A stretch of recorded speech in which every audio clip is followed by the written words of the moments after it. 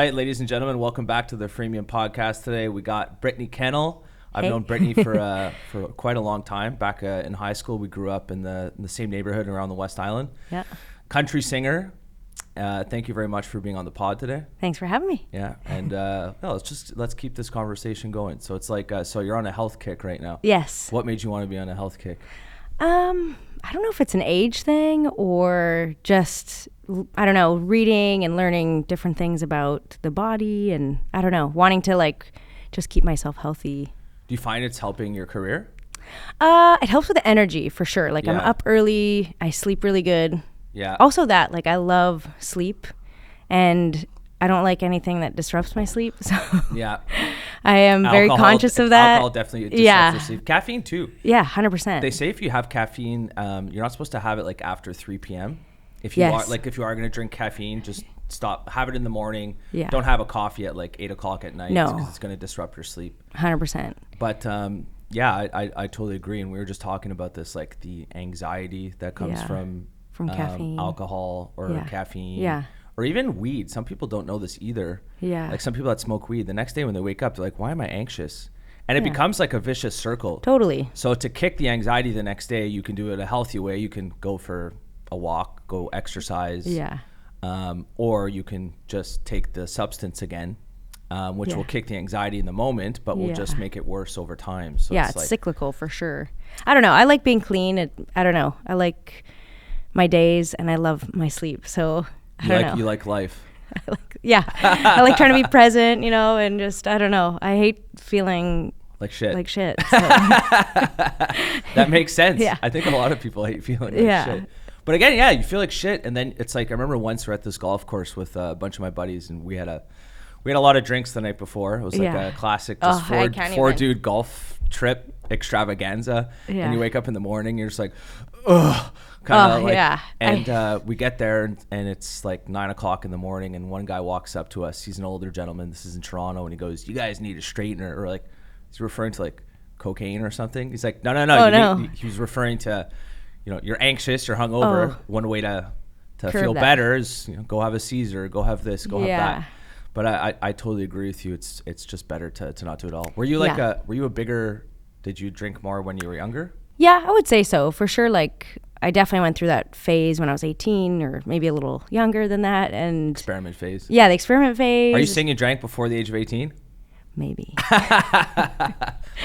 Maybe. I gotta be careful here on TikTok. No, I know. It's like, it's just kind of in Montreal, like where we grew up. Yeah, it was like 16, 17.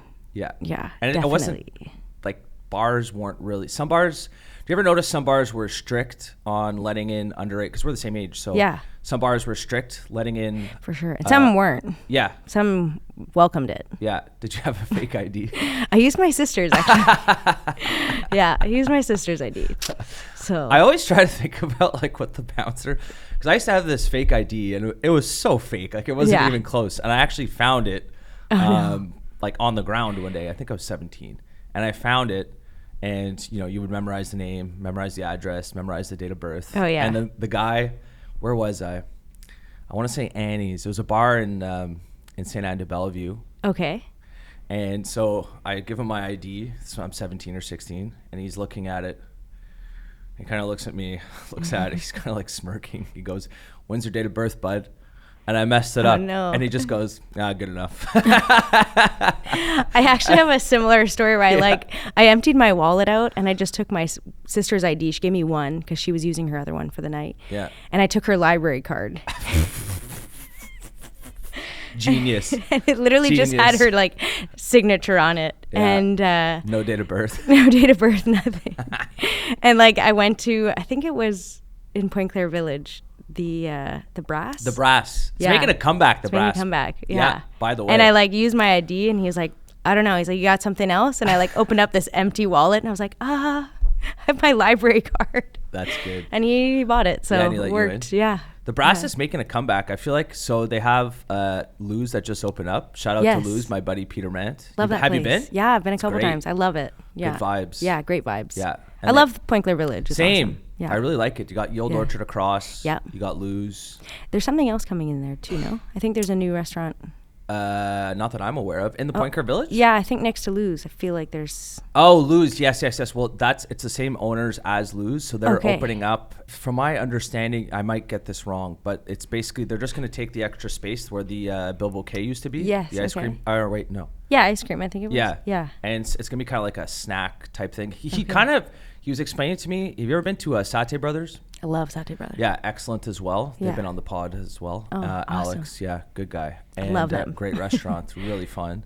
And so it's kind of like the same concept. They're going to, or what they're trying to do, to my understanding, is they want to, so people that are, for example, waiting to get their tables, they can kind of go next door. Oh, nice. Okay. Have a drink while you're waiting, have some little snacks. Okay, and stuff nice. like that. Okay. Ooh, I'm excited. I might get that wrong. But, my zero alcohols.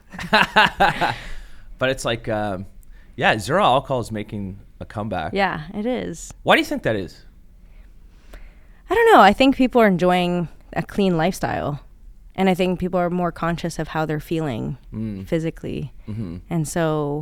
And mentally, because it definitely plays a part. And I don't know. I feel like companies are kind of realizing that the public is wanting more options. Mm-hmm.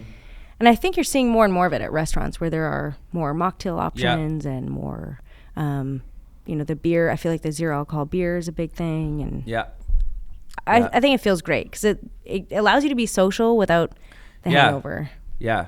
Or it's like another trick is you can kind of just get a soda water, put a lime in it, and people will think you're having like a vodka soda. Yeah. But it is annoying when you're not drinking. And this is just for people out there. Like if someone's not drinking, don't be that guy or that girl to be like, why aren't you drinking? It's really irritating for that person. Yeah. Because it is tough, It is. Everywhere you go, there's alcohol. Yeah.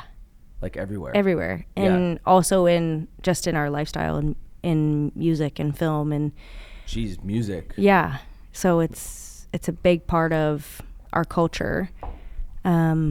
But I think it's really cool when people can say, no, I'm good. Like, I don't need to. Yeah. Do you find that more and more musicians are not drinking? Because there are quite a few of them. And I feel like it's the people that, it's the same thing in business. There are definitely people that drink. And I think it can creep up on you in your lifestyle and affect your health. And also, too, people that take their career seriously and who are competitive. Yeah. They want that edge. Right. And to have a clear mind, like what's his name, Jack Harlow, right? He quit drinking, and so they're asking him about that. Like, did you have a problem? He's like, He's like, probably. It's like it wasn't getting in the way of my life yet. Right. It's like it could have definitely been on that path, but he goes, since I quit drinking, he's like, my career is just upward trajectory. It's like I'm clean. I have a clear mind every day. You mentioned this earlier. You have tons of energy. Yeah.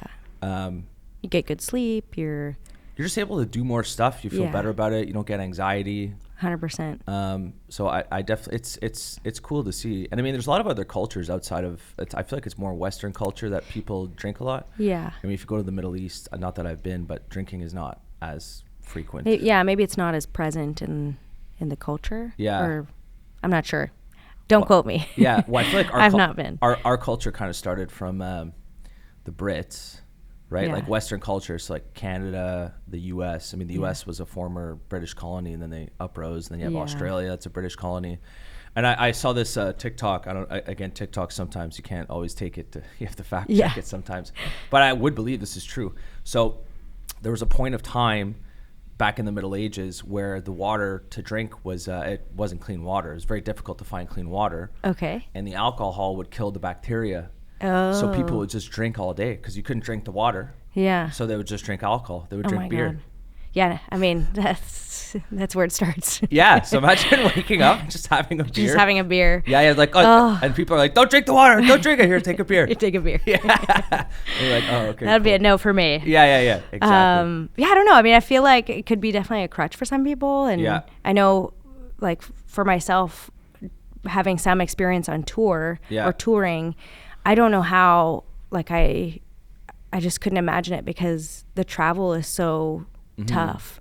And so, I don't know, I've said this on tour before where it's like, I don't know how you get up and drive 6-8 hours, do a sound check, play a show, go to bed, wake up the next day, do the same thing, and do that while drinking. Like, I couldn't imagine it. And I know some people can do it. For me, it was like not a thing. I couldn't do it because Is it true? I feel like some people to loosen them up would drink like right before the show or during the show to kind of, because it does loosen you up. It's like you feel like all those thoughts in your mind where like all the self-doubt. Maybe the nerves, the self-doubt. Kind of like that voice no longer, it kind of like it shuts off that voice. Yeah, definitely. I think it for sure helps some people in that sense, like relax a little bit. I've done that where like, okay, we'll take a shot before I sing.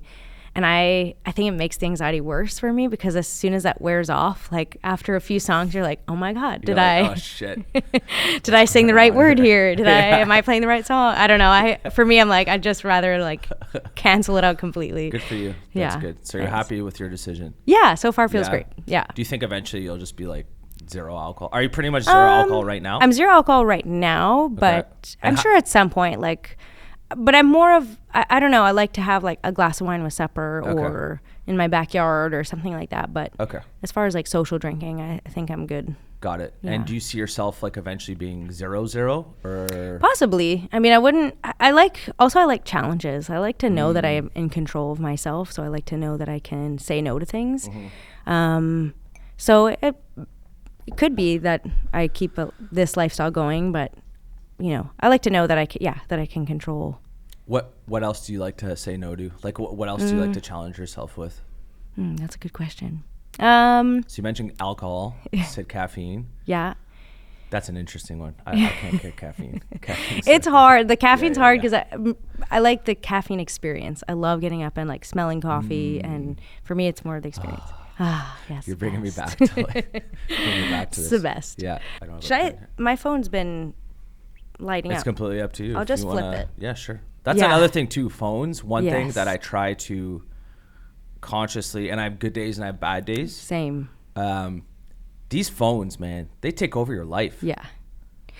Yes, and that's another like challenge, but it's so hard because what I do also is a big part of what I do is on social media.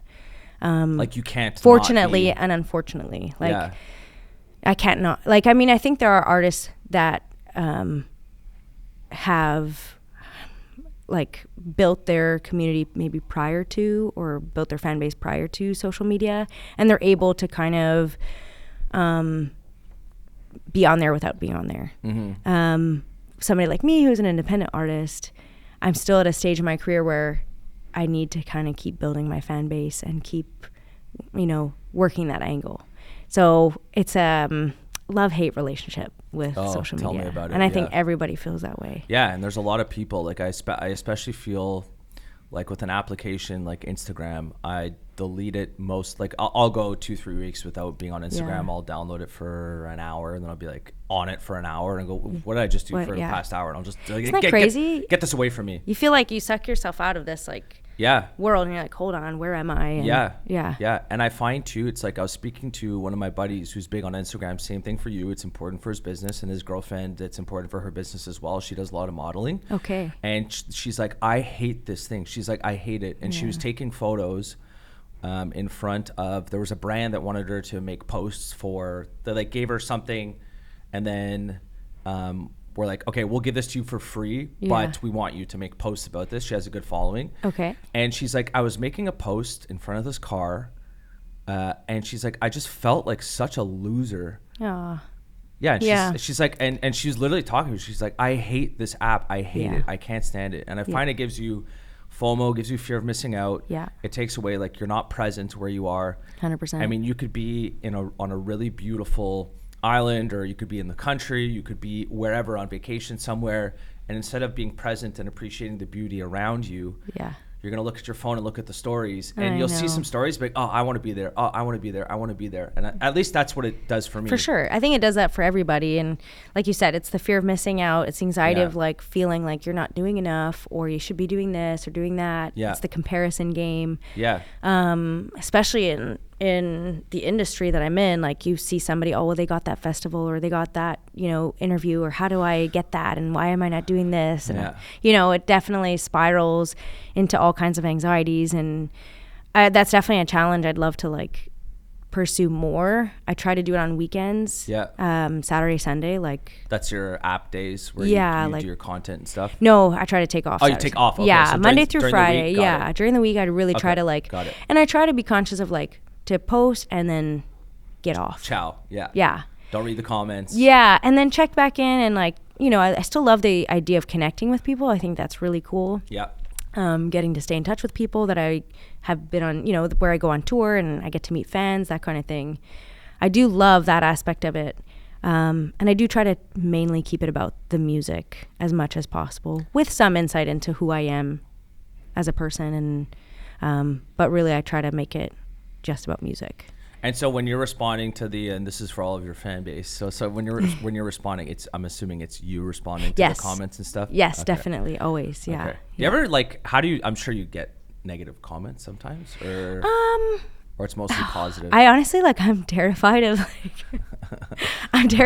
like TikTok and Instagram for these reasons because I like TikTok's a crazy place. It's the Wild West, and I just. Terrifies me. So I really try to like walk a fine line of like what I'm posting and like I really, you know, I can't say I've had too many negative comments, but I know they're out there and yeah, I don't know how they would make me feel. Probably not great. So like so you don't remember the last time you read a negative comment? No, but I think it's because I post stuff that's like, I mean.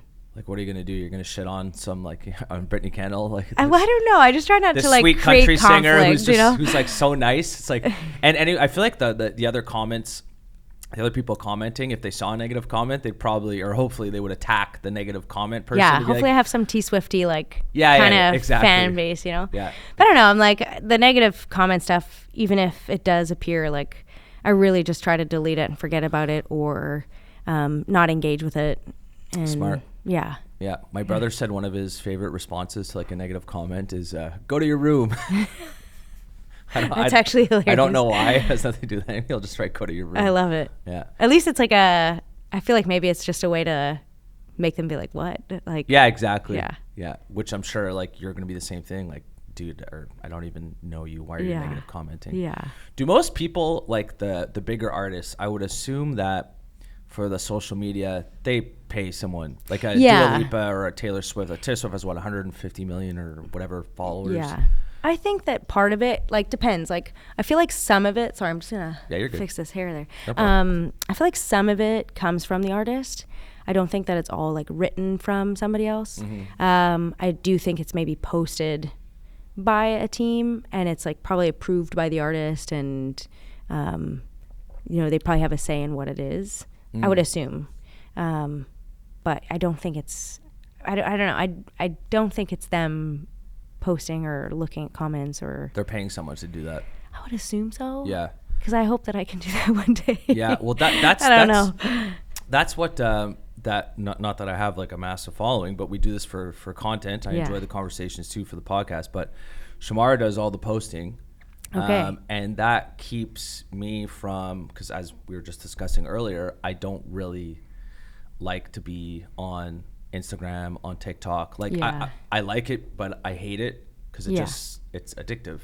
Yeah, it is. And so one way to, for me to not be present on the application is I just get Shamar to do all the posts and stuff, and that's actually helped me. So it's helped a lot though to kind of, so you're still getting your content out, you're still getting the notoriety of making your posts and stuff, but at the same time too, like I'm not personally getting more and more addicted to these this digital fentanyl, you know what I mean? It's easy to do. It's easy to sit there and scroll because I think I read somewhere or heard this not recently, but heard this that back in the day when it was just the newspaper, you know, you would read it and then you would fold it and it would be done. Yeah.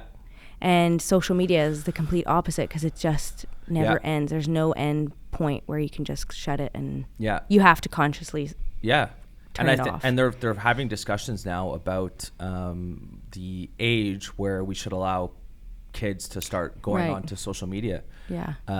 I'm happy we didn't grow up. Oh my God, I'm so happy we didn't have it. Like Facebook came out, and Facebook back in the first time I went on was 2006. We graduated high school 2006. I think we were in CEGEP when it first came out. And it was like hard to get because you needed like a university address or email address. And there was no, but there's no smartphones either. No. Right? So you had to be on a desktop to look at all the social media. And then for us, so it's like you just have like a flip phone, so you can't get onto it there. But kids today, they have all these smartphones. Yeah. So they're in class, but there's more and more schools and more hockey teams and sports teams as well for these teenagers. You're not allowed to bring your phone into class. You're not allowed to bring your phone into like the dressing room and stuff. I think that's how it should be. I totally agree. Because I just don't think the brain is developed like enough to handle the amount of information that exists online. Yeah, and also just like comments. Yeah. Like especially puberty is a weird time for kids. There's a lot of hormones going on in the brain. And I think there's so much they shouldn't see at those ages that they should just be focused on their school, their friends, their soccer practice. Like they shouldn't have to be worried about comments or videos or anything like that. And or feeling. Also, I find that the need to like film everything. Yes. Is such a weird concept. It's like, oh, let me just film this real quick. You know. Do you think people film stuff? Because I thought about that the other day. I was looking at a clip on TikTok of the most recent Kendrick Lamar concert with that rap beef. I don't understand that rap beef going on between Drake and Kendrick Lamar. I have no idea. I'm totally me either. Out of the loop. But so there's a video, and you see all the crowd, and the whole crowd, I'm sure it's the same thing for you when you're going there. It's just people with their phones up. Yeah. And no one's present. And I was trying to like analyze it, and I'm going, I bet you anything that these people are filming it not to keep the memory for years to come, but to let everyone else know that they're at this concert. For sure. Which is sad. I feel like that's the world we live in. Where it's like you want to show where you're at, what you're doing. And definitely guilty. Like, I'm not going to say I don't do that. I have a rule, though, when I'm at a concert. It's like I will allow myself like a 10 to 15 second clip and 3 songs, and like that's it. And not to post it right away, like put it in my pocket and like. Smart. Good for you. Yeah, that's at least my rule. On a music stance, I love to show what concerts I'm at, just because it's music conversation, and I love seeing like, oh, people that comment, oh, I love that band, or have you heard this song, or like I like the conversation around it. But yeah, unfortunately, like we live in this world where it's like you feel like you have to film everything. There's an anxiety to it, 100%. Yeah. It's like, I have to film this. I need to. And it goes back to just being present. Yes, 100%. Yeah. So it's like there's the one side, there's that, and that. But if you are someone who actually does want to keep it for memories. Yeah. So for example, my dad, he's 65. They didn't grow up, but both our parents, they didn't grow up around smartphones. Yeah. And one of their buddies, so when he was my age, when they would go on their golf trips and all that kind of stuff, they had a buddy who would walk around with a camcorder. Yes. And they'd always go, get that thing out of my face, man. Just like hang out with us. Like, can you put the freaking video around, put the video away? And today, they're all older. They love it. And when they get together, they'll sit down and they'll watch it together. Yeah. And they're like, oh man, I'm so happy you filmed this. Just like good memories and stuff. So if you're actually doing it to film the memories, that's awesome. Good for you. I'm not shit talking you. But if you're one of those people that's just doing it to kind of like, to flex, to let everyone know, I'm at the most hip concert in town. It's like, dude, relax. I definitely, I agree with you. With the memories, like, I think it's great to have. Like, I went camping with my siblings and we filmed, like, just all these memories, and I love looking back on that. So, certain things for sure. But I think that if the intention is, the flex, I guess. Yeah. Yeah. Or it's like the other ones too, sometimes when someone's going to like a fancy restaurant and they'll film the food, and they always put like, you have to make sure you let them know where you're at. Yeah. Yes. Yeah. I'm guilty. I've definitely done that. Yeah, yeah. We've all done it. Yeah. But I think you get to a point where you're just maybe tired of it, and like, I think just maybe it's the weight of it, like constantly on your mind. Like you can't be present because you're like, well, I need to like take a picture of this, or I need to film this. And I love getting to a space where, like on my weekends, where it's just like phone off, like, and I can just not have to think about good for you content. Good for you. Which is nice. Yeah. It seems like you have your head on your shoulders right now. So it's like you got the health. So far, so good. Yeah. I don't want to say health kick, because it's like we're trying to live a healthy lifestyle. Yeah. And here, this is a perfect segue. Let's dive into Brittany Kennell, the musician. Yeah, sure. So how did you get started? To my understanding, because we went to different high schools. You went to St. Thomas, I went to Loyola, but like we kind of in Sec 5, like I think it was more CJEP because we went to the same CJEP, but before that we kind of knew who we were. Yeah, and just through friend groups. Yeah, and to my understanding, so you've always had this knack for for music. So how did you get started? I mean, I was music? really young. I was super young when I started in music. Okay. I started piano lessons when I was 7. Okay. And I kind of did them because my sister was doing them, and we were close in age, and I always just wanted to do everything she did. So she hated them, and I ended up loving the piano lessons, and I continued doing that. And then in high school, we had a teacher, Mr. Nash, who ran the variety show, and he was kind of the first one to give me the opportunity to go on stage and sing. But I wasn't a singer. Like, I didn't grow up being a singer. I just loved the music part. So it was really in high school that I was like, okay, maybe I could try singing more. And also songwriting. Like, I loved writing songs, but without the intention of like being an artist that performed them.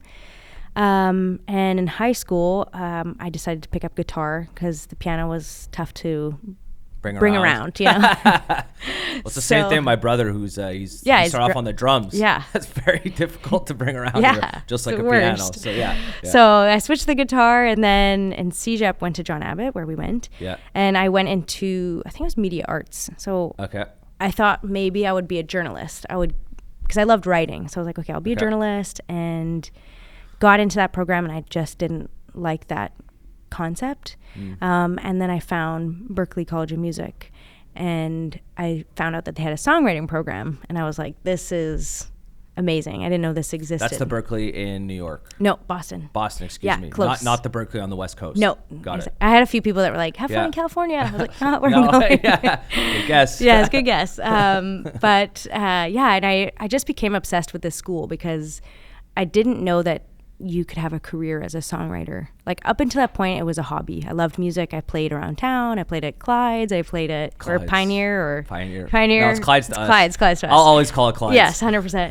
I played all around town. I played the variety shows, all that stuff. And without the intention of like making a career out of it. So it wasn't really until John Abbott Berklee that I was like, okay, maybe I could do something with this. There was a group of us that applied, and a couple of us went to Berklee in that group, and I got into their songwriting program, and I studied there for 3 years, and from there we took trips to Nashville, and that's kind of how I ended up. Sorry, I gave you the long-winded answer. No. This is the long-form content. Yeah. This is what I want to know. This is what the people want to hear. Okay, so you went to Berklee. Yeah. And then you said you started making like occasional trips to Nashville, or was it one day? Was there like a light bulb that went off in your head, so you went down to Nashville and you're like, yeah, so I could see myself sort of coming here. It kind of started with this teacher, Pat Pattison. He taught songwriting, and he had this Nashville trip every year in March, and so he would take several students down. I said several, but I mean like around there was like a good 50 of students. Okay. Not a small group. Yeah, not a small group. Okay. So we would go down to Nashville for a week, and they'd set us up on like label panels, studios. We'd go to publishing houses. So we just had like a week of learning Nashville. And the second I stepped off that 24-hour bus ride down, I loved it. I was like, this is my next adventure. Like, I knew it. I had the same feeling about Berklee. It was like, okay, I have to go here. I got to follow my gut on this. And that's how I felt about Nashville. I knew I needed to be there. And like, what did you? I've been to Nashville twice. Different experience than what you went to. I went for 2 bachelor parties. Totally different. Yeah. So what was it about Nashville that caught your eye? Because there's a lot. Correct me if I'm wrong. To my understanding, so let's say, for example, I don't think it's like this as much as it used to be. But if you want to make it in as an actor, you would go to Hollywood. Right. And to my understanding, if you wanted to make it as a country singer, you go to Nashville. Yeah. That's okay. So like, what did you like about it? Why did you want to be there? I think the main reason I wanted to be there was for the songwriting. And so I loved country music. I had been listening to it. My parents listened to it. I was in a country ensemble in college. So I loved country music. Okay. LA was too scary for me. And New York was also too scary for me. Like, they just felt like big cities. And after graduation, it was kind of like most students would say, like, where are you going? New York, LA, or Nashville? And so when I went to Nashville, it just felt like a small town. It's a lot bigger now than it used to be. It's changed a lot. But it was the songwriting. Like, there was so most people know Nashville for Broadway, but just off Broadway is Music Row. And it's about, I think there's like 3 or 4 streets that are all parallel to one another. And there's all these little houses that are publishing houses, labels, and people would go into these houses every day and write. And so you'd go in, you'd get your coffee, decaf now. And then, you'd sit in a room and you'd write songs. Okay. And then those Were there songs, other people around you while you were writing these songs? Yeah. So you're usually 2 or 3 in a room. Okay. Are you sharing ideas or everyone's quiet? Yeah. You're sharing ideas. You're, you're either somebody brings in a melody or a hook, and then you're kind of all brainstorming on it, and you write a song. Yeah. And then that song basically goes to the publisher, who pitches it to the artists in Nashville, the ones that are on labels or up and coming or just got signed. Do most artists, I know some write their own lyrics, some don't. Would you say most, let's just focus on country because that's your, your specialty. Yeah. Do most artists write their own lyrics? Half? I would say it depends. Like, so there are some artists that are strictly entertainers, and their goal is to just entertain and perform. I would say, like, but then, sometimes they'll get in the writing room. For example, like Carrie Underwood, she's an entertainer. Like, her voice is incredible. Yeah. She's there to sing. And so I think she gets a lot of what they call outside cuts. So interesting. Instead of her writing her own songs, they'll cut songs that are pitched to her. And occasionally I think she'll jump in the writing room as well. Got it. Yeah. And then I know she's not country anymore, and you know who I'm talking about.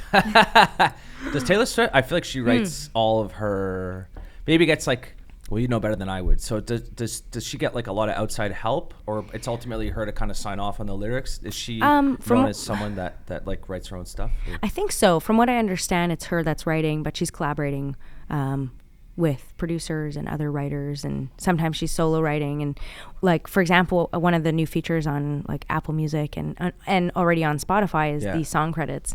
So you can jump on a song and see who's written it. And interesting. Yeah, which is super cool. I love that feature. And you can kind of start to like piece people together, like, oh, this person writes with that person, and they're in that crew, or they're in that something circle. Only an artist would know. I'm such a nerd about it. I love it. Okay, are you a Apple Music or Spotify? I know your songs aren't everywhere, but this is a political question. Yeah. So for you, like personally, what like I'll start first. So for me, I like I used to be on Apple Music, and I'm on Spotify Music. But for me, the reason I feel like each platform is it depends on what type of listener you are. Yeah. The reason why I like Spotify is because the tech behind it is better at suggesting new songs for me. Right. So I'm not like my repertoire of music and the amount of music that I've discovered through Spotify is way more than it ever was with Apple. Like Apple, I feel like you have to kind of know where to go to look to find the songs. Yeah. Whereas Spotify, I love this feature. You can literally just click a song. Yeah. And it'll keep playing other songs that are similar. And then next thing you know, you're like an hour or 2 hours. Yeah, into their radio feature is great. And you're like, wow, this song's amazing. Who's this? Yeah. So I feel like for discovery, Spotify is a better app. Yeah. In terms of aesthetics, I find the Apple, just like every other Apple product, it's just it's beautiful great. and stuff. Yeah, it's clean. So like, which one do you prefer? This is so political. I don't even know if I can answer this. It's a tough question. Honestly, like I've done both. I've also done Amazon Music as well. I've had all 3. And I, like you said, like I like them for different reasons. Yeah. I think I like Spotify for the playlisting. I like Apple for the aesthetics, and the sound I find too is a bit different. Really? Yeah. Like how it comes through your headphones? Really? Yeah. I don't know if that's just me. It could just be me. Don't quote me. I haven't had Apple Music in 6 years. So I couldn't tell you about. But I don't know. I mean, I like them for different reasons. I know also like right now there's a lot going on with Spotify not paying their songwriters. Yeah. So also that comes into play too as a songwriter and artist. It's tough when these streaming services, pay 0.0006 of a cent to a stream. So that's like so. Do any artists make money on Spotify? Depends. Depends if you own the master. Like if you own the master, but not necessarily on streaming services. I would say, What's a master? Master is good question. So master is the recording, like if the recording itself. So the for example, like I could write a song and it's just me on my guitar singing it, and I work tape it on my phone. So I just have that. When you record a song and it goes into production, that specific piece of like that song is the master. And so, for example, when Taylor Swift like re-recorded all her masters, she went into studio and re-recorded everything. So that way she had. That's the Scooter Braun stuff, right? Yes. So she had there was a different ownership on those masters. Got it. So Scooter Braun owned the rights. This is my understanding. Correct me if I'm wrong. He owned the rights to the songs. To the master. To the masters. Okay, Yeah. to the master. Yeah. And then Taylor Swift just ended up re-recording it because she was basically just like, all right, whatever, keep the masters. Yeah. But I'm gonna re-record make new masters. Yes. And I guess the fans were kind of like, because they love Taylor Swift. Yeah. And they're Swifties, like, okay, we'll listen to the new Taylor's version. Taylor's version. Okay. Yes, exactly. Yeah. Got it. Yeah. What's I've heard both sides for Scooter Braun, and we're going on a tangent right now, and I feel like you could probably talk to this. But I've heard the side Taylor Swift's version of the Scooter Braun saga. Yeah. But I've heard other sides too from the business perspective of Scooter Braun, and I've heard, like, I spoke to my brother about this, and he's like, you got to really be careful in the music industry. You could say that about any industry for that matter, but it's like from a business standpoint, Scooter Braun or anyone, like, I understand where they're coming from a little bit, because if they're going to spend all this money and they have to promote the artists, they have to produce the music, they have to sell the records, there is a lot of upfront costs, and there's a risk to that, and I feel like most musicians don't make it, so the record labels are gonna lose money. Like if an artist doesn't sell any records or there's no streams and stuff, they're gonna lose money. So I kind of get that side, but what's your interpretation of kind of like what's going on? And you don't have to get too political. Yeah, that's don't want to. But like, I guess my question is he as bad of a guy as the Swifties make him out to be?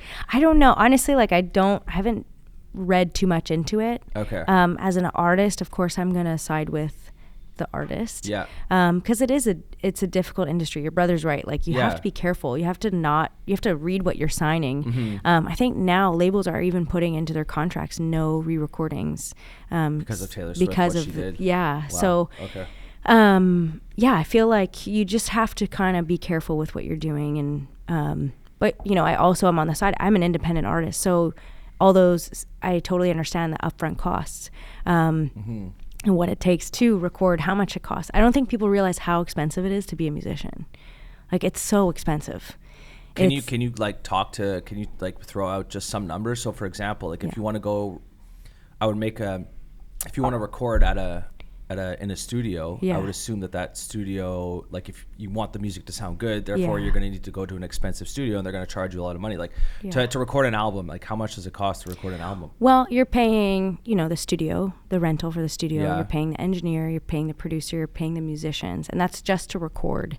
And recording takes a long time. I think people... Like how long? It could take days, weeks. Like it takes a long time to record music. And, you're not just doing like one take, you're doing several takes. You're looking for the best take on each instrument.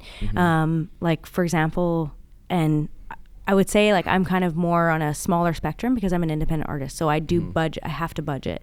And when you say you're an independent artist, this is a stupid question, so forgive me. It's you don't work underneath of a record label. No, you're producing I all am of the your own label. stuff.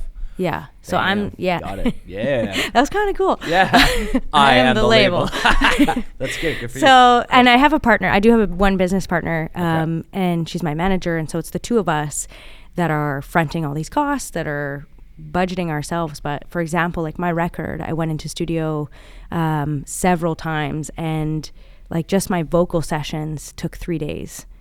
Just to sing, and that's just singing the leads, singing all the backs, and that's just one instrument, one sound. So you have to do drums, you have to do bass, you have to do guitars, bass, any overdubs of other instruments. So it takes a long time, and you also want to be creative. So you don't want to just be rushing through this process either. So this is why, like the bigger musicians, they just get their own studio because they have the money to do it, and they can take as much as possibly, long as they want to. Some I feel like. And I could be wrong on this. Like I think Zach Brown, I think he started his own studio, Southern Ground. So I think some of them will, create a business out of it where they can have their own studio and rent it out to other musicians. But yeah, it's expensive. Like a record could cost anywhere between like, I don't even, like it could be anywhere between 20 to 30K upwards to like 100K depending on, you know, who you're hiring. And you got to pay those costs up front. Yeah, generally, yeah. So it's expensive. Like it's not cheap.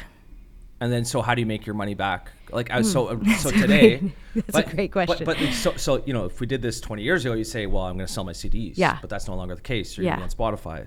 Yes. So do you make your money back just through going on tours, or like, how do you even get your that's money expensive. That's the thing. Like it's so tough to. I think musicians have to be creative and think of all kinds of avenues. So it's whether it's coming from their merch or it's coming from tour, or I mean, tour is like also really expensive because you're paying, you know, your cost to get somewhere. You're paying your band's cost. You're paying their flights. You're paying for all of it. And then depending on if you're selling tickets or not, you know, it can add up really quick. So sometimes tour is like a break-even type scenario unless you're doing really well on merch. So merch is a great way to make income. Streaming is like not. There's no money in streaming. Not right? really. And I mean, you have to be in the millions and the billions. Like someone, who was it? Snoop Dogg said for all his streams, I think he had 1 billion streams. And I think he made like, I want to say 80 grand in a year. Yeah. Which is, considering there's 1 billion streams, make 80 grand. It's like, that's it? Yeah. Because you think about it, when songs used to be like, I think on Apple they were like $1.29 at one point, or $1.99 for a song. Yeah. So you think about it, if you had, you know, 100 people buying it or 1,000 people buying it, like, you know, that's better than 0.0006 cents of a stream. Other avenues which are great are SiriusXM is a great way for independent artists if you can get on SiriusXM. So satellite radio is a great way to. They pay more? Yeah. Okay. Yeah. And I'm gonna make an assumption that you're on SiriusXM. Yeah, I love SiriusXM. Nice. Love SiriusXM. No, I love it all. I mean, you have to. I love you guys. Love you guys. Shout out. You really have to be creative as a musician and where you can make your income, because it's just, it's expensive. It's especially as an independent artist. And like, you can budget, you can do smaller types of recordings. You don't have to rent out the big studio. A lot of people do home recordings. Actually, a lot of my record was in home studios. So you can save costs in certain areas. But yeah, I mean, it adds up quick, and it's a long, slow return for your investment, for sure. So are you happy with the choice that you've made to pursue this career? Most Looking days. back at it, most days. No, I love it. I do love, like, I love music. I love the music part of it. I love the creative part of it. Okay. But it's also, this industry changes so fast all the time. So keeping up with it, like we were talking about before, like we were in a generation that grew up without our cell phones. Yeah. So now, you know, we're in a generation where everything has to be filmed or posted, or, you know, a lot of the times labels won't even consider your music if you don't have a certain amount of followers. And like, that's not how it used to be. It used to be about the music. It used to be, how many shows have you done? Do you have great songs? Or recently I saw a clip on TikTok that was like a guy talking about how back in the day labels would take more chances on artists because they didn't really know what was going on. They said, well, let's give it a try. And nowadays it's like, well, this is what's working, let's do this. And so that's where it gets tough too, because you want to also stay true to who you are and what your art is and what your sound is. So there's like that push and pull between being an artist and then being commercialized at the same time, because you're like, well, I want to be an artist, but in order to be an artist, and I think this is something that a lot of music artists struggle with, and I can kind of speak to this. I've never experienced it myself firsthand, but my brother, who's basically, he's on YouTube, and he's always been the music side like you. Yeah. And I would always remember my father would speak to him and say, because he's more the business side of things, and would say, Liam, it's great that you're following your passion, but eventually you need to make money off this. So I feel like that push and pull is always there. And the reality is most artists don't make it. Like it's very difficult. It's super tough. Yeah, to make it's very, very, very difficult to make a living by just being an artist. You have to find the business in it. Yeah. And I think most artists would agree with that. Like you do have to somehow turn it into a business. Either that, or you have someone that's just like that's bankrolling you, and if it's not if money's not a concern, which for 99.9% of people it is a concern. Yeah. I mean, if you have all the money in the world and your parents are rich, then who cares? Yeah, just follow the art. But for most musicians who need to make an income, for sure, or they're working second jobs, or when they're not on the road, they're working that other job, or I mean, you have as an independent artist, most artists would agree, you're trying to find income from all kinds of different directions. What was that? I remember we were speaking, this is years ago. So when you I would kind of want to go back to Nashville because it's like, I really like Nashville as a city. Yeah, I love Nashville. One of my buddies, Trevor Colton, he goes to Nashville all the time. Yes, and he's just like, we were Florida guys. And then we went to Miami about 3 weeks ago and he goes, Curtis, I'm not going to lie. He goes, I think Nashville's my new favorite city in America. It's the best. I love Nashville. And it's crazy to me how much it's changed. Because I moved there in 2011, and I'd started visiting in 2008. Okay. And how long did you live there for? 7 years. Oh, geez. Okay. Yeah, so I was there a long time, and I really saw let's talk about it change. This. Yeah, absolutely. Gosh, I moved there, and my parents cut me off when I moved down there. Okay. They're like, we love you. In a loving way. In a very loving way, yeah. You're not like... Let's clarify that. Yeah, it was very loving. I was just like, it's time to be an adult. I was 21 at the time. Yeah. And they said, if this is the move you want to make, and we support what you want to do, but you're going to have to do it on your own. Yeah. And so I started... Tough love. Yeah, tough love. Mm-hmm. And from there, I moved down and I started working at a country club. And so I was waitressing, I was working in their fitness center, their golf shop. Like that was my job for a good 5 years. That with a few other jobs. I was working at a coffee shop or I was babysitting. Like it was, tough. Like I was living very, what's the word? Very frugal. Frugally? Yeah. Is frugally a word? It is now. It is now. But gosh, but I loved it. Like it was such a really cool town. It was so magical. You could figure out who was playing at a certain venue and the whole town would kind of be there. Yeah. And it was very small. Like everybody knew everybody. I got to see Casey Musgraves before she ever took off. I got to see Maren Morris before she took off. There's a few artists that I got to see and like... And they would just be playing like in a bar? Little venues, like small venues. Okay. Before their record deals. And it was so cool, so magical. Yeah. You get kind of a message or text or you'd see on, I think Instagram was like just starting to be a thing. Yeah. So you would see like, oh, okay, they're playing at this venue tonight. Like, let's go over there. And you would go watch right away? Yeah, I'd go watch. And it wouldn't be expensive for a ticket or was it just a free viewing? It was usually free. Oh, wow. Yeah, great. free or $5. It was, which was great. So... Nashville just had this charm about it. Mm-hmm. And then it just started to grow like nonstop. Like people were moving there. I think they were saying like 200 people a day were moving to Nashville. Mm-hmm. And the city just started growing. There were more restaurants. Like when I lived there was not like a great selection compared to Montreal. Yeah. I mean, Montreal was spoiled. What I remember from Nashville, just when I went there, and I was just like, by the end of it, I wasn't there for long. I was there for 3 days. So I was just like, can I just get a salad, please? Yeah. It was just like... beef brisket, yes. ribs, fried chicken. Oh, yeah. And by the end, I was like, can I get something healthy? Yeah, just need some vegetables. Yeah.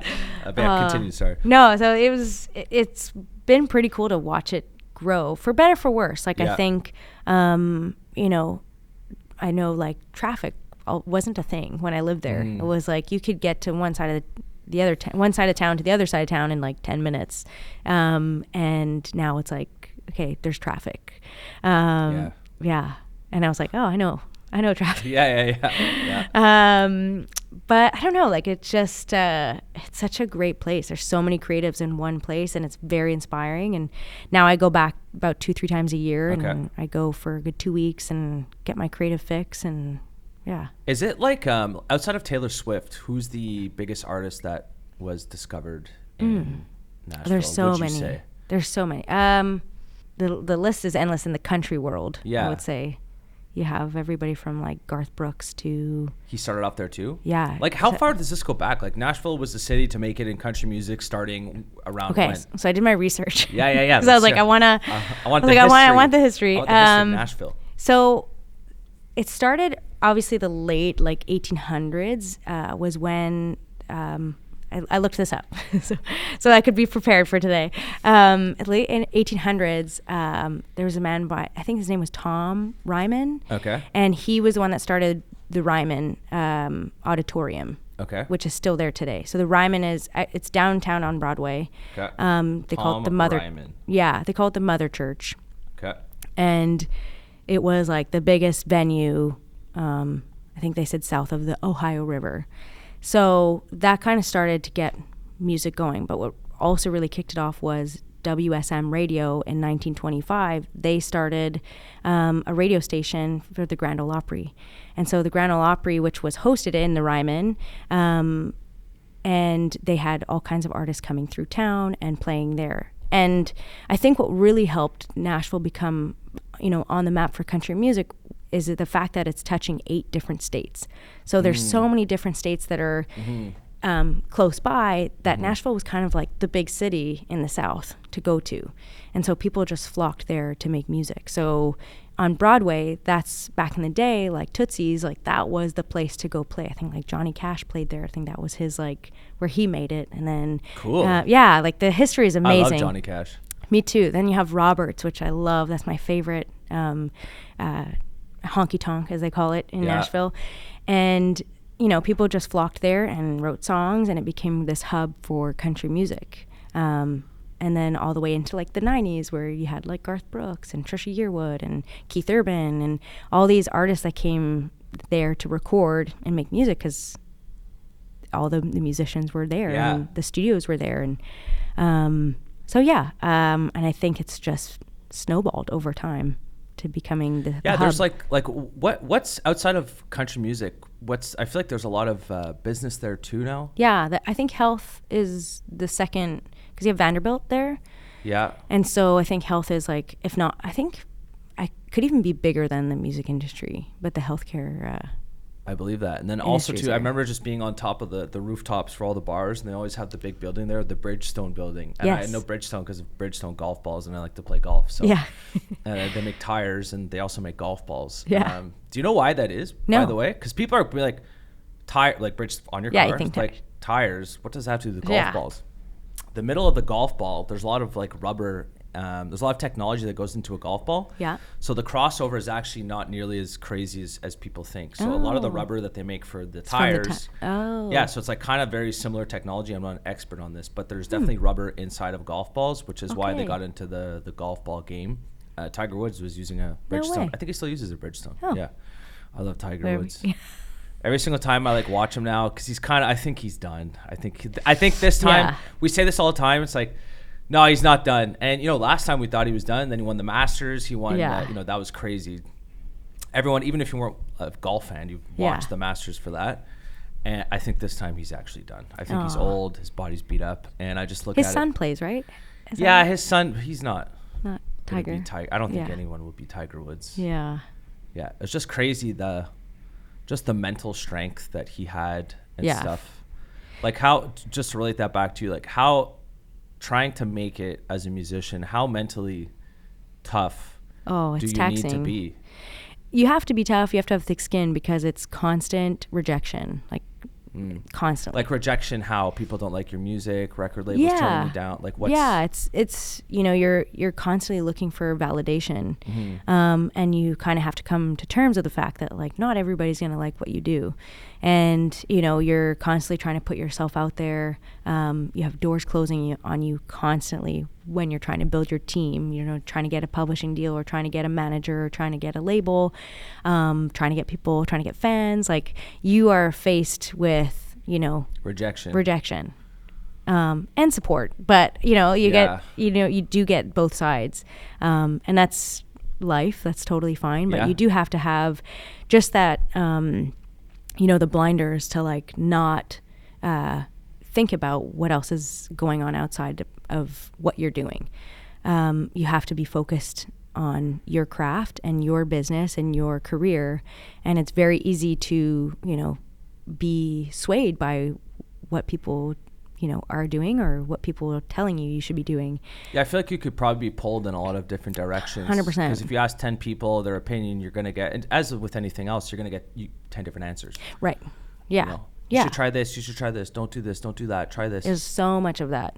And then also with your own thoughts too. It's like, oh, well, that's working for that person. Like, should I try that? Or that's working for this artist. And like, maybe I should try to write like that. And so, you know, you really have to put your blinders on and remember why you got into music in the first place, you know, why you love it, and stay true to who you are. It's really hard to do. I'm sure. Would you say you're better with dealing with the rejection today than you were earlier on in your career? Definitely. Like, I was just a little deer, you know, like just green. You know, yeah. I went to Nashville with like everybody does. You go to Nashville with this like idea of like, oh my God, I'm gonna make it. I'm gonna be, and yes, that does come true. But it's never how you picture it, right? Yeah. It's never how you envision or what it's, you know, or at least the road is a little different than what you may have envisioned. And so, yeah, I took it definitely really hard early on in my Nashville days. And I think that was like a big lesson I had to learn, was like just shutting out the outside noise and focusing on what I do best and why I love it, and not trying to be somebody for anybody else. Because I feel like the noise would come mostly from within. 100%. Like, yes, of course, you're going to have people that are not going to support you or whatever. It's tough dealing with the outside factors, but I feel like dealing with in your own head is probably the toughest thing to do. You take it to heart big time. Yeah. When you have a big dream and, you know, you want to make it happen and you want things to go your way, it's easy to kind of get down on yourself in those moments. And, you know, to kind of, rather than pump yourself up and give yourself the motivation that you need, sometimes you do fall in those traps of like, oh, maybe I'm not good enough, and why am I doing this, and maybe I should do something else. Do you ever try and like, some people are like this, do you ever, to use it as a motivating factor, do you ever kind of go, I'll show you? Definitely. I mean, I feel like you gotta. That's the best. You know, when someone's like, you're not going to be able to do this, and you're like, oh fuck, I'll show you. Yeah. That's like my favorite for thing. sure. That's great motivation. Yeah. Like, you know, when people say, well, you know, you can't, you know, you'll never get to do this. I was like, okay, well, call me in 5 years and I'll show you that I am doing it. And I mean, I feel like a lot of my career is that too. Like, people, when I moved to Nashville, was like, why are you moving there? And like, what are you going to do in Nashville? It's like, what are you doing with your life? I'll show you. That's very important. People should do that more often. I wanted to ask you about how I thought this was so cool, because you've done it a couple times now. So singing the national anthem for the Montreal Canadiens at the Bell Centre. You've done it what now? 5, 6 times? 4 times? I've been with the Habs for about 4 years now. Okay. And I do about, I would say, anywhere between 5 to 8 games a season. So I'm way off. So it's way more than that. How did you get this gig? Like, how was that? Okay, so how cool is it? Like, how? Because I know you're a big Montreal Canadiens hockey fan. Yeah. We can get into the Edmonton Oilers losing. I was devastated, but we can talk about that a little bit later. But talk to me about this. I love the Montreal Canadiens, like you said. I grew up watching them, and I knew I always wanted to sing for them at some point in my life. Cool. So that was always on my radar. When I moved back to Montreal, I kind of didn't know where to go or what to do with my career. I kind of was hanging up my guitar a little bit. I was like, maybe I don't want to be a singer anymore. I wasn't sure. Like, I was really at a crossroads. And once I started kind of getting back into music, I knew that like the Montreal Canadiens was such a great connector in our city and in our province for people, because at the end of the day, nothing matters but being all under the same roof and rooting for the same team. Yeah, it's like the Montreal Canadiens is so important to the city of Montreal. We have the most Stanley Cups out of any like hockey team. Yeah. And like right now in our city, I feel like our city's kind of going through a little bit of a lull. Yeah. And hockey is kind of always that thing that I find brings everybody together. Yes. Yeah. And I love that about sports and music. Yes. Like, I love being under the same roof with like thousands of people that have totally different stories. Great energy. Yeah. And you're just all under this roof for the same reason. It's really cool. So I was like, okay, how do I sing, you know, for the Habs? And so I kind of started reaching out to a few contacts that I had. One of them was Sean McMahon, who was working at the Beat 92.5 at the time. And so I just reached out to him. I was like, hey, do you know anybody at the Habs? And he was like, matter of fact, he's like, I do. So he connected me with somebody who connected me with somebody. Okay. And I did not take no for an answer. Good for you. So I just constantly wrote them emails. You're a saleswoman. Yeah, a little bit. I was just like, hey, so, you know, can I audition, or can I come sing for a game? And Okay. I just kept emailing them. Good for you. To the point they were like, okay, we're doing an audition. Well, Like, fine. Sure. Yeah. So then they brought me in, did an audition, and then I think they gave me like one game that season or 2 games. And then the next year again, I was just like, hey, like, let me know if you need me, or would love to come sing. And so the first 2 years were kind of like that. And then I think I'll be going into my 3rd season as a rotation singer. So there's me and I think 2 or 3 other singers, and we rotate games. And yeah, I love it. And are all the other singers from Montreal or from Quebec as well, or is it all over the place? I feel like we're all based in Montreal or not far. Okay. Yeah. Got it. Yeah. Have you sang for a playoff game yet? No. Oh, damn. That's on my list, though. Yeah, that is on my list. That would be really cool. That'd be so cool. Remember we had that crazy playoff run, and whenever we wanted to win for good luck, we'd get to Jeanette to sing? Yeah, that was COVID, I think. That was right? COVID? Mm-hmm. I think you're correct. Because I remember singing to an empty arena that year. Like nobody... What do you prefer, empty arena or having all the fans around? I love the fans. Like it makes the vibe way cooler. The cool thing about having the arena empty was like, I don't know, it's just a different vibe. Like I got to sit there and watch the game by myself with like a bag of chips. And I was like, this is kind of cool.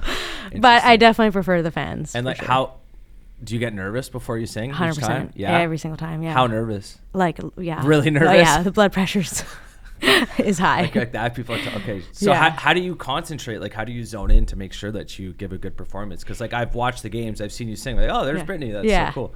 Like, what do you do to calm yourself down? Definitely, or do you just like black out once you start singing? A little bit of both. So basically, like the week before a game, I try to sing every day. So I try to give like a 30-minute practice run every day. So that way, if I do black out. that my body knows what to do, kind of thing. You know, it just kind of basically becomes second nature. Yeah. So I envision it, I sing it, I kind of run through all the steps in my head, and then game day, like I really just try to stay present, and I try to do like breath work a little bit before, do a couple run throughs, do my warm ups, and then it's go time. I mean, it definitely switches at a point where the nerves become like. Not that they turn off, but it's like, okay, I have a job to do, and my job is to sing, and it needs to get done. So, I find it's like that in like a lot of things in life. Once you're nervous before, and you're nervous before because you're afraid that it's not going to go well, or you're afraid you're going to make a mistake. At least that's what's like for me. There's bad thoughts going through your head. Yeah, and then. What I do to try and calm myself down, if like let's say it's a sporting event or golf's something where you can get nervous, I'll be like, no, I've done the preparation, you've done the stuff, and you kind of just let the. Do you have the Headspace app for the meditation? I used to, I love that. So I have that. It's like, and you kind of just try. It's easier said than done, but you try and look at the bad thoughts. It's kind of like you're sitting down on a bench and the cars are going by. It's like you can't stop the bad thoughts from coming in. Yeah. But you can control how you cope with it. 100%. And I feel like that's how to deal with being nervous. 100%. And I think what you said also is like, this was a lesson I learned when I worked at the country club. One of my managers always used to say life is a preparation game. Mm-hmm. And I think that is true to a T, because every time I'm prepared for something, I have way more confidence than if I wasn't prepared for it. So it is, I think most of the work goes into the prep before a show, before I'm singing. It's the practice, it's the warm-ups, it's all of that. And then the performance is just delivering everything you had practiced. So I feel like that's, preparation and breath work and It's a mental game. It's a mental game, absolutely. What's your favorite, like, what's, I want to go back to like you going on tour. So you were on tour because I saw it all over your social media. Yeah, sorry. No, don't be sorry. No, I was like, oh, cool. I try and like your posts as much as possible Thank when you. I am on social media to give a like, way to go, Britt. Like, what's the biggest show you've ever done, or like what's your most memorable show that like I want to talk, like, just let people know, like, okay, this is the last time I went on tour. I'm planning on going on tour again, and sometime in the near future. Like, I want to talk about you right now. So cool. Like, what's the coolest and most memorable experience you've ever had? There's definitely a few. And where were they? Okay, I think top is probably Lasso, which was right here in Montreal. Interesting, cool. And I think only because never did I think in a million years that there was going to be a country festival here. It's crazy, eh? Yeah, like growing up, it was like I always would follow these country artists, and they'd always skip over Montreal on their tour. They would never come to Montreal. Yep. And so getting to see a lot of my favorite country artists in Montreal, getting to see country fans, like it just blew me away. And my family was in the audience. It just felt like a really good full circle moment. And I just felt like I had the best of my two worlds in one. Like I love Montreal, love Nashville, and like to have that all here, it was, I don't know, it was really special for me. So that one for sure takes the cake. On tour, Boots and Hearts was another really cool festival that I got to play in Ontario. Okay. And it was a all-female lineup for Shania Twain. So I got to kind of, I love her too. And have you ever met her? No. So she was my first concert at the Bell Center. Okay. And it was kind of a full circle moment too, like just getting to be on the same stage as her. I was like, this is pretty awesome. She's the, correct me if I'm wrong, the biggest country female artist in terms of like streams and CD sales and all that kind of stuff. Yeah.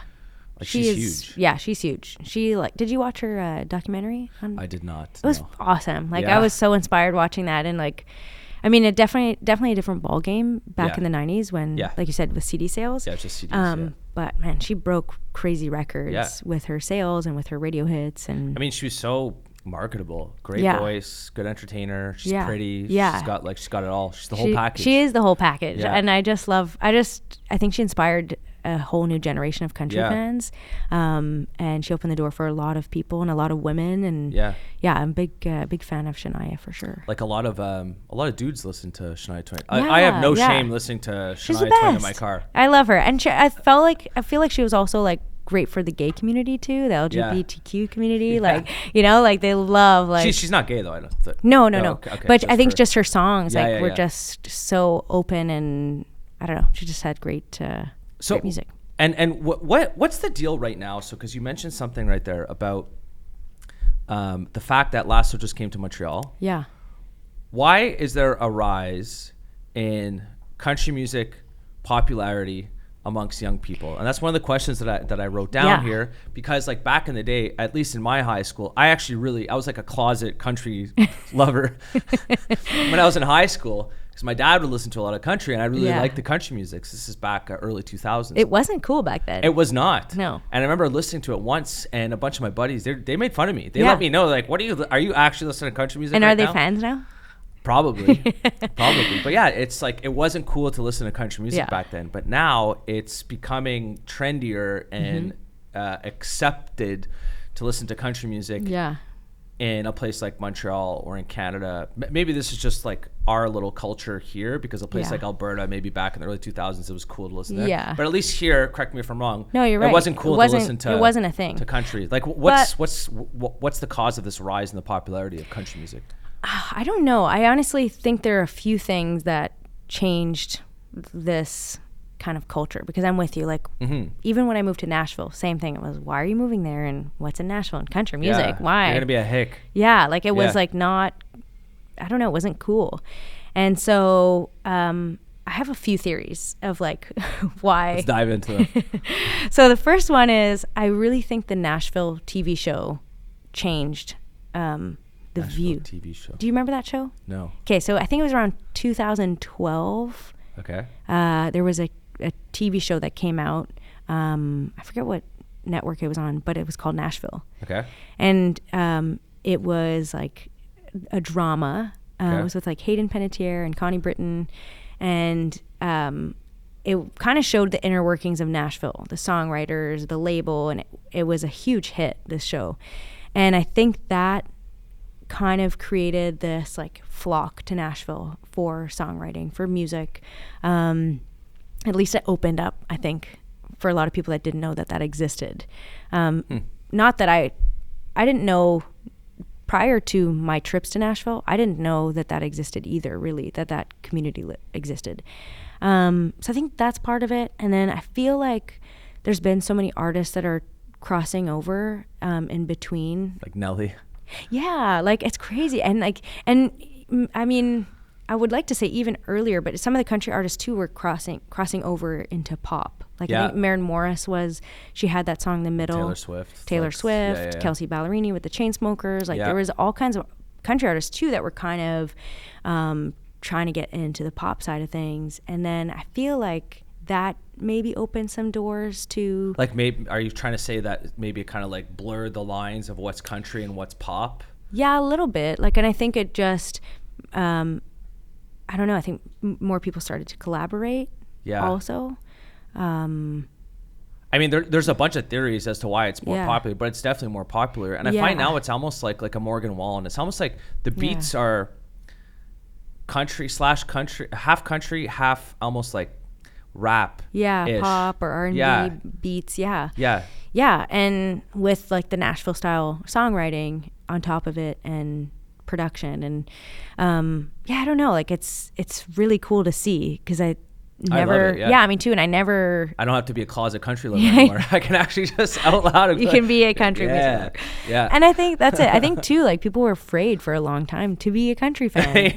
Like I don't know why, it's the best. And so you just think of country, like what I think of is I think of a cowboy. I think a guy walking in with cowboy boots, he has the cowboy hat on, he's got they thought it was twangy, like too twangy or whatnot. He's got a thick southern accent. You know, his family's a bunch of Baptist people, they're all Republican and stuff, but that's not the case of like what country fans are today. No, and I think country music has just like broken so many barriers with I don't know, just with artists, with production, with festivals, like, and I think too festivals are making a big comeback because I feel like that wasn't a big thing growing up, and maybe I'm wrong, but and I just was in my own bubble, but I feel like the festival season is like a big thing. And going to country music festivals, going to rodeos, the live music aspect has kind of made it, I want to say not a comeback, but I feel like it's more popular. I feel like we were talking about this earlier. I just feel like for the actual festivals, that's,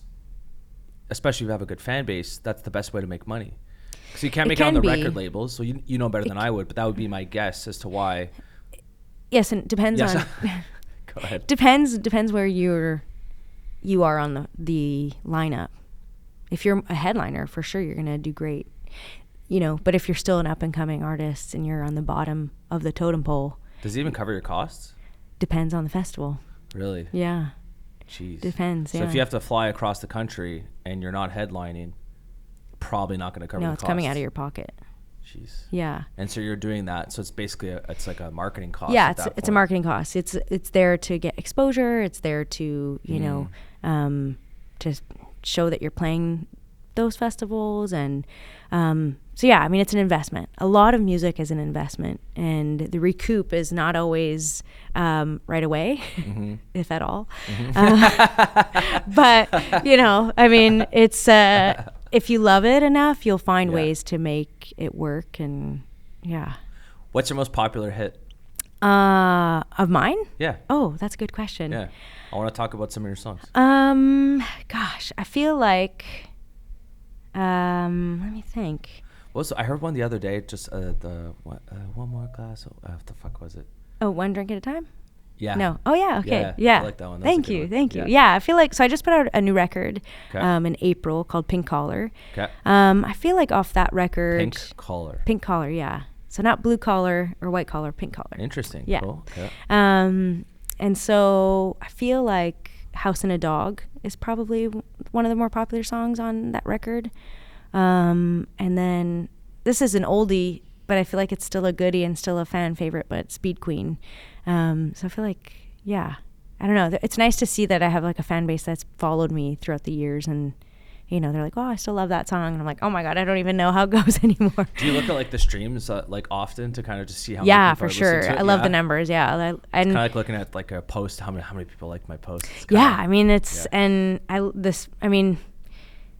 it's tough because it's just the industry that we're in. Like this is what it is. So I've accepted it. But for sure it's tough because seeing those streams, seeing those numbers, you know, you want higher numbers, or maybe you wish you got on different playlists that gave you those numbers, or got you better numbers. And so, yeah, I mean, it's for better, for worse that those exist, I would say. That's okay. Do you have plans to make another album in the near future?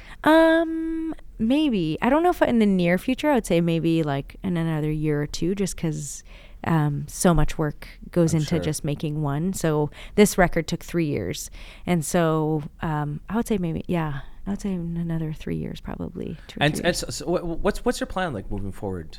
That's a great question for yourself. Yeah, that's a loaded question. Yeah. It's very difficult to answer that. But do you see yourself kind of more maybe focusing? So you have like the stuff with Montreal. Yeah. The Montreal Canadiens singing the national anthem. Yeah. Selling merch. Yeah. Selling like what's kind of your game plan? And I know that you might have a different answer in 3 months or 6 months or totally. 1 year. But right now, like where do you see your career heading, or where do you want your career to head? What are you focusing on? I mean, my goal is to definitely just keep the wheel turning. So I have plans to, keep going on the road, playing shows. I definitely have been putting a focus on songwriting. Okay. So focused on trying to also help other artists write songs. And I love that process. It's really I guess that would be me. a source of revenue as well. Definitely, yeah. So back to your roots. Yeah, back to my roots. I love songwriting so much. I love being in the room with another artist that has a vision or an idea, and I love helping them with that. So definitely trying to get more into songwriting. I'd love to explore the sync world, which is like what's that? TV and film. Interesting. Yeah. So I'd love, that's another great source of revenue for musicians. TV and film, like to have one of your songs featured on a TV show, or it can be. I don't want to.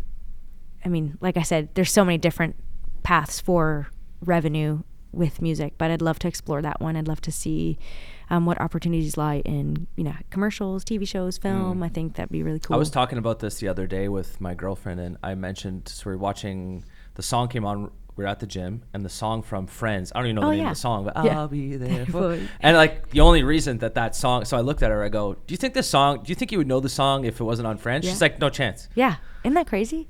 I think a lot of songs get their breaks from TV film. Yeah. I feel like an example of this is Lizzo. She had her music out for, I think it had been like a good, anywhere between 2 to 4 years. Like I think that song Truth Hurts was out. I could be wrong, but I'm pretty sure it was like out for a while. And then there was a movie that came out on Netflix, and that song was in it. And then I think that really helped blow things up. Like I think it really kind of... Yeah, and especially if it's like a popular TV show. Yeah, exactly. Like the artist is going to indirectly benefit from just the fluke that's a really popular TV show. Like when Friends first started, like the first season, to my understanding, wasn't that popular, but then it just blew up over time. Yeah, like I'm always definitely curious. Helps. It reaches a huge audience. Are you Friends or Seinfeld? Friends. Yeah? Yeah. I'm a Seinfeld guy. Yeah. Yeah. I was just thinking about that, the bong bong bong bong. Oh yeah, totally. That's going on. That's when you hear that, it's Seinfeld. Yeah. And I'm just thinking, like, I wonder how much that like artist or whoever created that song, I wonder how much money they made. They probably made a bunch of money. Yeah, for sure. Yeah. Or it's like the same thing as like when the screensaver on the Microsoft, but this is like Windows 95. Yeah. And it was like the blue with the green hill and like the blue sky in the background. Yep. I saw a post the other day, and you're like, if you recognize this photo, you're over the age of 30. Oh, yeah, 100%. You're in your 30s. Yeah, oh my God, I hate those reminders. Yeah. Well, I'm getting more and more, and I'm sure you are too. Oh, yeah. We're the same age, so we're not going to say our age on this podcast. I'm 24. Forever 29. Yeah. But I was going to say another one is Yellowstone. Like that's another. Yeah. So I think that's a great avenue for artists. Is obviously, I'm speaking like it's easy. It's not easy to get on these shows or these films. I think it's a lot of who you know, and could be even from TikTok, having a song go viral. Like you just never know. But I'd love to explore that world a little more. So I think some of that, and then writing towards another project, I think. How much time do we have left, Shep? 11 minutes. Oh, damn. Flies by. Yeah, it does fly by. You've done podcasts before, though, right? I was telling Shamar, like, I think I've done one in French, and then I did. Your French is good enough to do a whole podcast? Apparently. It's not bad. It's come a long way. It's come a long way. Yeah. Well, you probably lost it when you went to Nashville and came back. I totally lost it. Yeah. And the thing was, I kind of wanted to bring this up earlier, was that country music, at least in the West Island, like we were talking about, like it wasn't a thing. Mm-hmm. The artists that came here, the artists went on tour, they wouldn't come to Montreal. Mm-hmm. They'd go to Toronto. And but what I didn't realize was that outside of Montreal in Quebec, there was a huge country community. Because it's very blue collar outside of Montreal. Yes, I mean, you could say that about any urban place in the, like, if you go outside of Toronto, go outside of Ottawa, I mean, everyone's pretty blue collar. It's and I think country, yes, it's more popular in white collar communities, but it's always been popular in a blue collar community. Right. So anyone's working on a farm or like, there's some really cool, it's almost like folk Quebecois, francophone music. It's Irish almost. Yeah, there's a lot I love of that type of music from New Brunswick. Yeah. So I didn't know that existed, and when I had met my manager, she was like, "Oh, I'm going to take you to this like gala country." And I'm like, "What do you mean gala?" Didn't you country? go to Saguenay? Yeah, I've done a lot of touring all over Quebec. I'm going to Baie-Comeau next week. There's a lot of festivals all over Quebec. Interesting. Yeah, it's crazy. I had no idea, like, living in the West Island, that existed. So when you're speaking to people, because coming from Anglophones growing up here, it's like a culture shock when you go outside of, like, I dated a Francophone girl for a few years. Yeah. And, like, her family, they did not speak English. Right. A lot of them. So it's like as an Anglophone, you get there and you're like, yes, we speak French. My French, I've lost a bit of my French, but it's like you get there, like, whoa, culture shock. Because, like, it's for us, we're used to growing up in the West Island. It's like kind of, if you speak to Francophone here, yes, they're still Francophone, and yes, we'll make an effort. But, like, if you have an English word to say, they'll understand what you're saying. Yeah. If you go to a place like Saguenay or Baie-Comeau, there's a lot of people in the area that they don't speak English. Any English. Zero. No, zero. Yeah. I definitely have a lot of that at my shows, and I've really worked hard on my French because I think it's important to. And they for sure love that. Yeah, they do, and I love just, like, for me, it's like if I get to connect to somebody, I'll do what it takes. Like I'll brush up on my French and I'll do my best to speak it. And so most of the times, most of my shows, all my songs are in English, but in between songs, I'm speaking French. Yeah. Good for you. Yeah. Do you have more fans in Canada that are Canadian or American? I feel like if I have you a have that bit data. of, I do have that data. Yeah. I feel like I'm a little bit of, I think it's like maybe 60-40, I would say. 60 Canada, 40 40 America. US, yeah. Okay. And surprisingly, Germany. Germany. Yeah, I know. No, and Have you been on tour there? So no, I got to go. Whoa, curveball. I know. I love. I think it's Spotify that has it. You can see the maps and see the cities of, like, where people are listening to your music, which I love. But I got to go on tour in the UK last fall. Okay. And that was awesome. And the UK is very similar to Quebec in the sense that, like, country music is growing immensely over there. Yeah. The same way it's kind of growing here. So yeah, it was really fun. Like, just really receptive fans and in Germany. Yeah. That's so interesting. So I got to put that on my next tour. Go to Germany. Yeah. Where would you go in Germany? I have no idea. I'd have to map it out, but I'd love to. Berlin's cool. Yeah, I've never been. It's a really cool place. So yeah. It's like I went to Berlin. I went to Munich. Munich was beautiful. Okay. I think those are the only two places that I went to. But Berlin's kind of like the it's like the artsy city, I guess, if you want to. And then there's Frankfurt. Frankfurt is just basically a business town. I wouldn't go to Frankfurt. I don't think there's much going on there. Yeah. It's just a bunch of people that like work in finance and stuff. So. Oh. Or maybe they will. Maybe who knows? Yeah. Maybe those are all German fans are. Yeah. It'd be funny if it's just like a blob, like all around Frankfurt. It's just all these like finance guys that love music. And then country fans. Yeah. And then country fans. Yeah. Yeah. I love, I don't know, Europe. And I say Europe as a whole. I'm generalizing a little bit, but, like, my tour in the UK was awesome. Like, they just love music. Where'd you go in the UK? Oh, all over. Went to London, Manchester. Ended up going to Wales. Went to what was it called? Starts with a B. I have a blank here. Belfast? No, it was kind of down by the ocean. In England? It's like an hour south of London. Oh, I don't know. What was it? Birmingham? No, not Birmingham, bruv. Birmingham. They don't say bruv. It was. Oh my gosh. Anyways, it was a really cool beach town. Brighton? Yes. Brighton? Brighton. Yeah. Thank you. Oh my God. It's like, this looks bad. Yeah. No, Brighton. That was awesome. Yeah. So we got to go all over and went by train, which was really cool too. And nice. Yeah. Yeah. Didn't go up to Scotland? No, it was just UK. So it's just, yeah. Okay. Yeah. Interesting. Anything else you want to kind of, before we wrap up here, anything else you'd like to thanks. mention? Plug yourself. Yeah. Well, anybody can find my music on Spotify, Apple, Amazon, Tidal, under Brittany Kennell. And I'm on social media, which you can find me on Instagram, TikTok, Twitter. You're on Twitter too? I'm on Twitter, yeah. Nice. Usually for games. I like talking hockey on Twitter. But you can post videos on Twitter. Yeah. Okay. I'm not on Twitter. Or X. Yeah, X, sorry. Yeah. And then get it right. Whoops. And then Facebook as well. Okay. Everything's under Brittany Kennell, like a dog kennel but with 2 L's. That's the way to remember it. Cool. Yeah. Brittany, I really appreciate you coming on today. Yeah, thanks for having me. This was super fun. Yeah. We tried to do this. I remember I sent out a text and then you responded late, then I responded late. Yeah, I know. It's been a minute. But yeah, when I saw you at the Ritz, I'm just like, hey, do you want to come on? And you're like, yes. Yes, let's do it. Yeah. And it was good to catch up too. I haven't seen you in a few years. It's nice to see you. Yeah. And tell your brother I say hi as well. I will. Fellow musician. I wish you all the best in your career. Thank you. I'm sure we'll run into each other sometime soon. Yes, definitely. And guys, this is the Freemium podcast. So check out Brittany Kennell's music. She's an awesome artist, and if you're a Habs fan, you're probably gonna see her sometime in the near future once the season comes back. Definitely. We didn't get a chance to talk about Edmonton, but I will say this: I was absolutely devastated when I really wanted them to win. Yeah. I feel like Canada needed that. I know. Would have been nice. I was on the fence. I was like, I was at the beginning, and then when they came back from 3-0, I'm like, that takes so much character and grit. I was going for them again. I know. It was tough. I think I was going for Florida because we had been going for them since the beginning of the playoffs.